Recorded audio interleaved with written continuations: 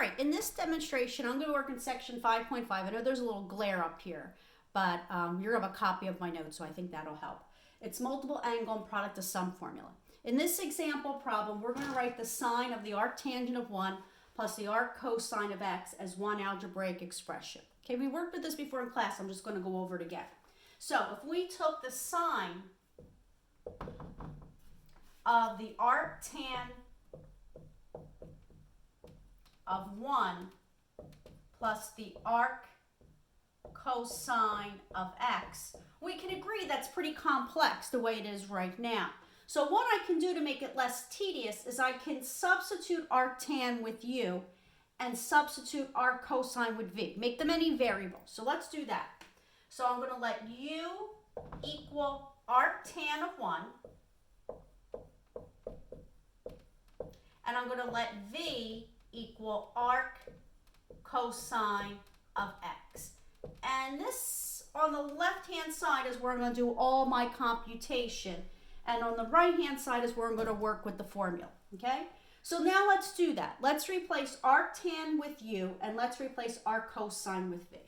So now this is going to equal the sine of the quantity of angle u plus v. And we're just going to work with that. So let's work with that. The sine of angle u plus v. At this point, now all we have to do is to apply the sum formula for sine, right? Something we memorize. If not, it's on your reference sheet. And if I apply the formula, the sine of angle u plus v is equal to the sine of angle u times the cosine of angle v plus the cosine of angle u times the sine of angle v. All I did was apply the formula. Now, to solve this, I got to find the sine of angle u. I got to find the cosine of angle v, etc. So I have to go and construct those angles. Nowhere in the problem did they tell us what quadrant we're in or even give us any hint. So if they don't give us any information, tell us what quadrant we're in, we have to assume we're in quadrant 1. So what we're going to do next is come over to the left-hand side and construct angle u and angle v in quadrant 1. So let's do this. Okay, here's angle u. Angle u is a quadrant 1 angle. Take the terminating side, make it an altitude. So now that I've formed a right triangle. And all I know about angle u is its arctangent is 1. Arctangent, remember, is inverse tangent. So that means there's an angle u that has a tangent of 1. Well, what's the definition of tangent? Definition of tangent is opposite over adjacent, or y over x. So the y, or the opposite side, and the x, which is your adjacent side, have to be the same number because we know any number divided by itself gives us 1.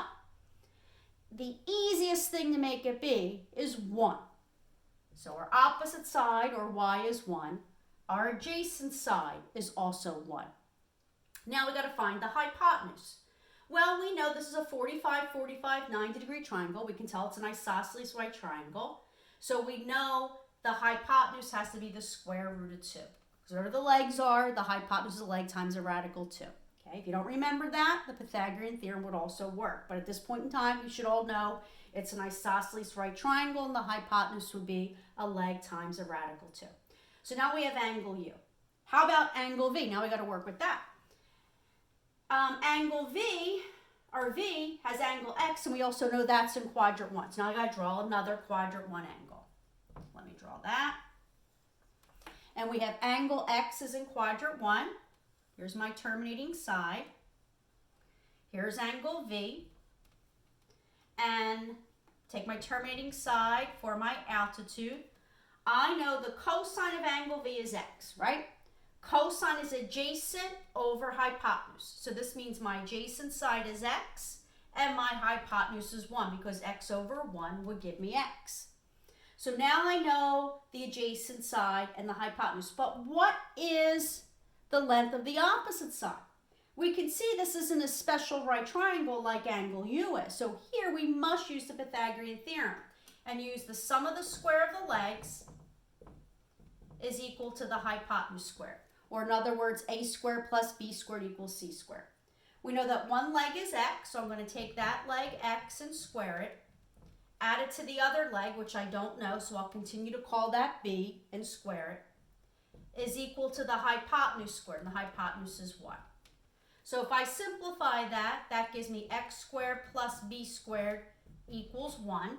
And if I solve that equation for b squared, I subtract x squared from both sides. B squared equals 1 minus x squared.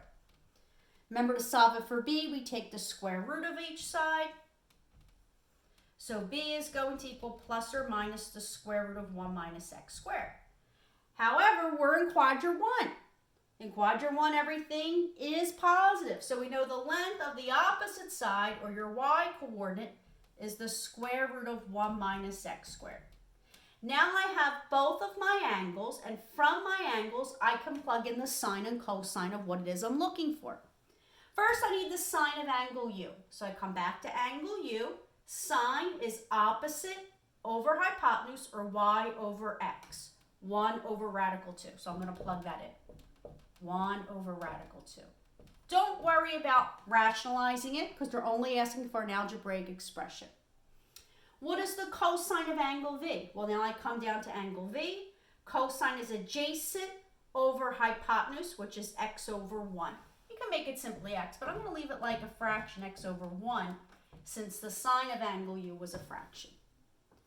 Now I have to add that to the cosine of angle u. So now I come back to angle u. Cosine is adjacent over hypotenuse, which is 1 over radical 2.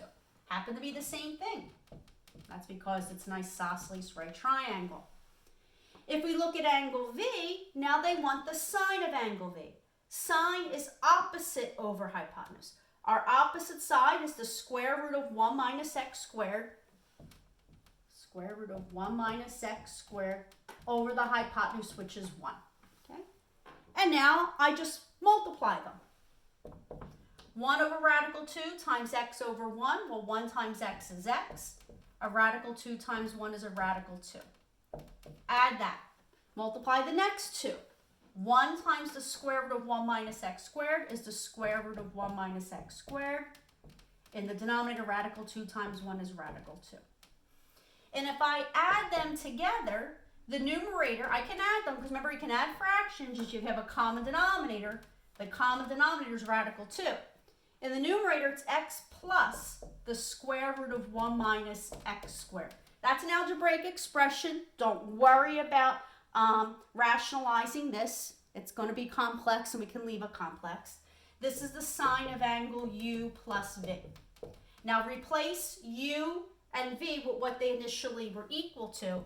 So that tells us that the sine of the arctan of 1 plus the arc cosine of x is equal to, we can just rewrite this again, is equal to x plus the square root of 1 minus x squared all over radical 2. And there's your answer. Okay? Thank you.